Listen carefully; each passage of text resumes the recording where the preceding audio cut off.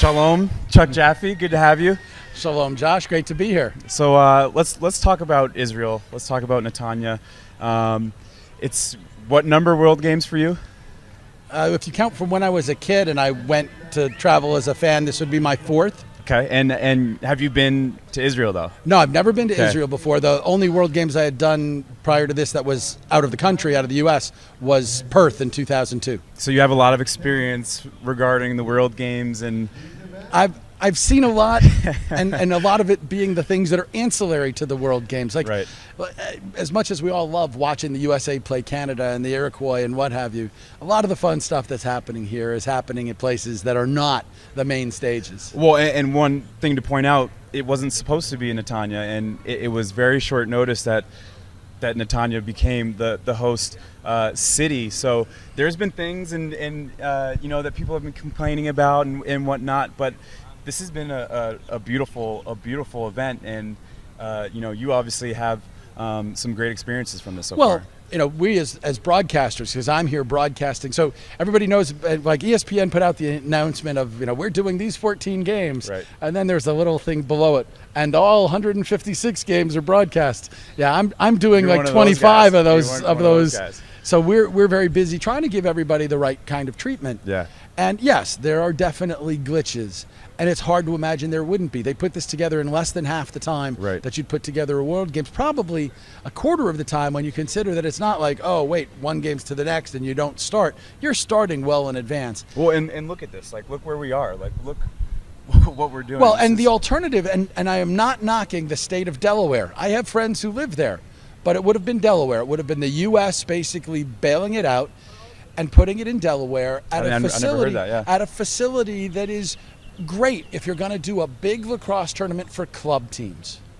And there's nothing wrong with that. Like, my daughter played club lacrosse. I've been to a lot of club facilities. Right. They're fabulous places. This is different, and that's what's great about it. And you mentioned a lot of people, liking to see USA and Canada and the Iroquois, but there's a lot of other great teams. I mean, I've been around, we've all been around to all these games, and just the personalities, the stories, the characters on these teams are pretty impressive, right? Well, there are. And the other side is the camaraderie. Yeah. Right? I was yesterday watching, Finland was playing Colombia. Okay. And the Danish team came out to support the Colombians, and they immediately got there and started heckling the Finns. They must have shared some beers or something, and now they're boys. Exactly. Now they're boys, and they are heckling the Finns. And literally, not only did they do it, but then you watch after the game where even the losers are sort of celebrating the fact that they're here. Absolutely. But then they're coming off the field, and by the way, there to greet them were their families and the Danes to go good effort. Yeah. That's pretty cool. Today we had one, I was doing a game between Korea and Mexico, and there was a huge collision. And these guys are not speaking anything close to the same language, right? They're at least two languages apart, even the ones who even on the same team, there's different languages. Exactly. So, the huge collision. Ball winds up going out of bounds, and the guy from Korea gets up, taps the other guy on the shoulder, and and then they bump gloves, and the good hit, and we're going on. And you would expect it to be the opposite, because you think about, like, when you're playing a game, you're always out talking to the guys, and part of the fun for people is often now you can't communicate. You're standing at the end of the field, you can't communicate, and yet we're sharing this level of lacrosse. We play as hard as we can, and we respect each other afterwards. It's very cool. It's been refreshing for me, and one of my favorite stories is, I didn't get to see it in person, but Stu, our guy, got a video of it, and it's a video of Team Jamaica and Team Uganda together singing One Love, Bob Marley. Just goosebumps all over my body. Well, and if you want to see a team that is a lot of fun, I've done 2 games, and I will do a third in a little while for Team Argentina. Okay. Now you have to go get They like video. to have fun, I know that. Oh, you have to go get the video of them on the bus coming over as they are all singing, and I guarantee you Coach Stillman will give it up to you. But then watch, when they won their first game, the song and the whole team afterwards and the spirit that was involved, just amazing. I heard they shut down Tel Aviv that night. I wouldn't be surprised. I would not be surprised. And, this is a team where they, and by the way, the Ugandans, encouraged us as broadcasters, no, be as familiar as you can. Call us by our nicknames, whatever. Right. Not that anybody's necessarily gonna remember who Rocky is or Penguino is or what have you, but they're trying to make sure that they're doing what they can for everybody. Yeah. I think one of the more interesting things about the World Games and so many different nations coming together is the language barrier. And you mentioned it briefly, but like not only between teams, but within teams, like coaches, the Ugandan coaches all speaking English, but no one on the Ugandan team being able to speak English at all. Right. So there's 2 minutes left in the game, and they're up 1, trying to get their first pool play win, and they have to keep it in the box. But they can't. The coaches are yelling and they're screaming, but they're coming out of the box. It's like that language barrier is there. Well, and if you go back to how things are set up, and you think about the accomplishments here, it's not just a language barrier, right? Just to have your vendor village, where your vendor village requires every single person who's come here has brought their own currency. What would you say? Right? 12 currencies? You no, said? it's like 24 currencies. 24 currencies. Something like 24 currencies, because obviously a number of countries are on the euro. So that's why we all have these bands, right? Yeah, those bands allow them to basically say, hey, we can handle you whether you're dealing with Chinese currency or dollars, which again or euros, is impressive to how much time there was to set up. And the other side is that as frustrated as some people have been with those little bands, that they haven't worked 100% of the time. The fact is they've worked most of the time, and if you think about it, it's like, wow, that's really impressive. Because otherwise, what would you have been doing? It would have been a lot of conversions. I'm so sweaty, and I've been, taking showers day in and day out, and this thing has made it through at least 15 showers. There you go, so and you've always gotten credit for your money, so there you go. You've been to a lot of games. We mentioned that, as a broadcaster, commentator, as a fan, a lot of different facets. This game so far, this championship so far, favorite moment?